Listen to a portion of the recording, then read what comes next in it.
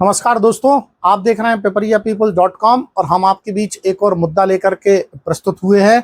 ये मुद्दा है, क्या आबकारी विभाग ने अपना काम शराब ठेकेदारों के गुर्गों को के हाथों में सौंप दिया है? क्या आबकारी विभाग ने कार्रवाई के पूरे पावर शराब ठेकेदारों के जो गुंडे हैं, जो बदमाश हैं, उनके हाथों में दे दिए हैं? क्या आबकारी विभाग कार्यालय में बैठ करके केवल पिपरिया सोहागपुर में शराब वितरण का तमाशा देख रहा है?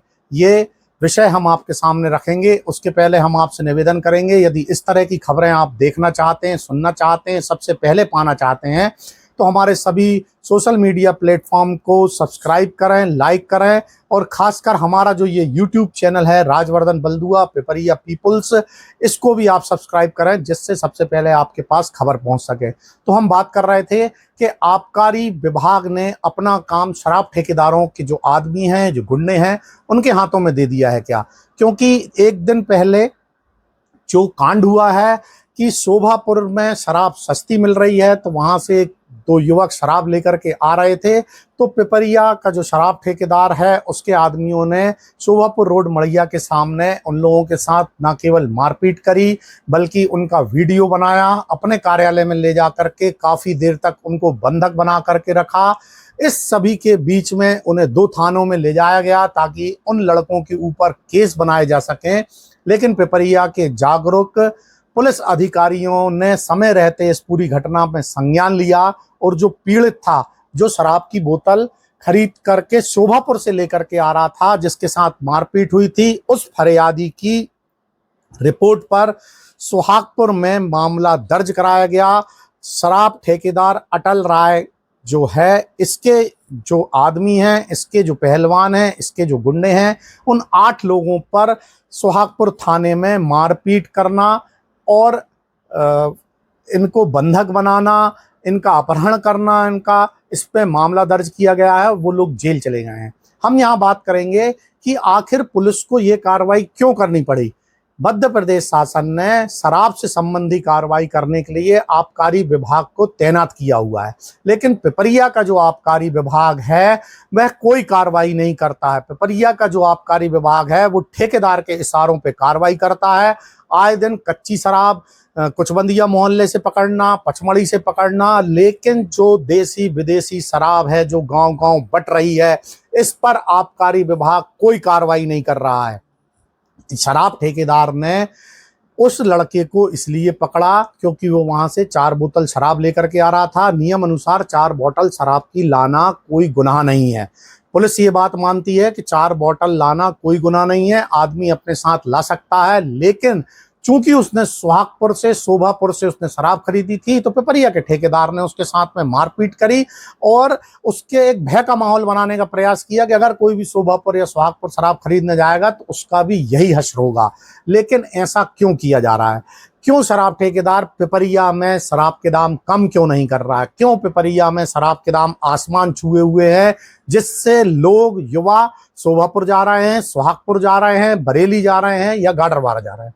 ये शराब ठेकेदार को सोचना होगा, यहाँ के स्थानीय प्रशासन को इस बात को सोचना होगा। लॉ एंड ऑर्डर मेंटेन करने के लिए जो कार्रवाई पिपरिया पुलिस के माध्यम से सोहागपुर पुलिस ने करी, बिल्कुल निष्पक्ष कार्रवाई पहली बार देखने को मिली है। पूरी पुलिस कहीं भी शराब ठेकेदार के दबाव में नहीं दिखी है, लेकिन इस सब काम से पिपरिया का माहौल खराब हो रहा है। इस सब काम से पिपरिया में डर का माहौल बना हुआ है।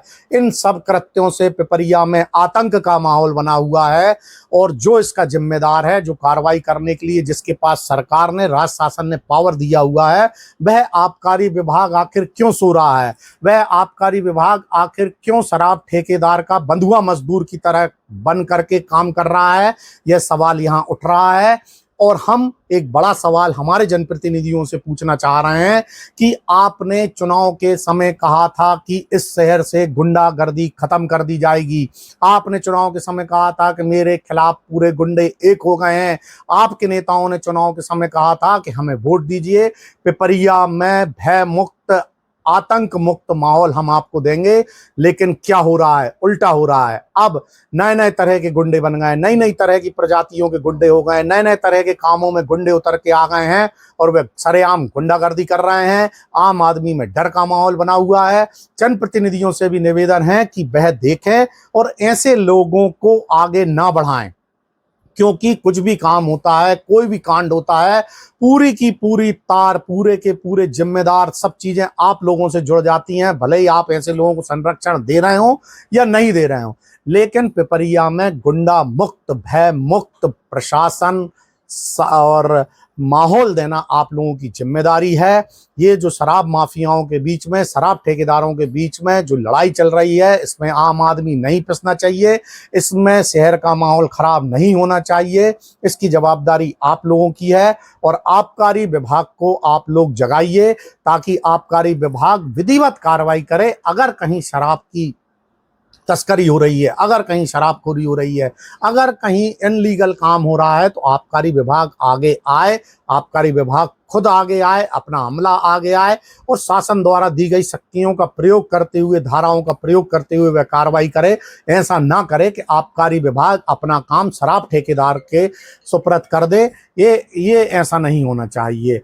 ये शहर का माहौल खराब हो रहा है, जिम्मेदारों को इस पर ध्यान देना चाहिए। पिपरिया peoples.com के लिए राजवर्धन बलदुआ की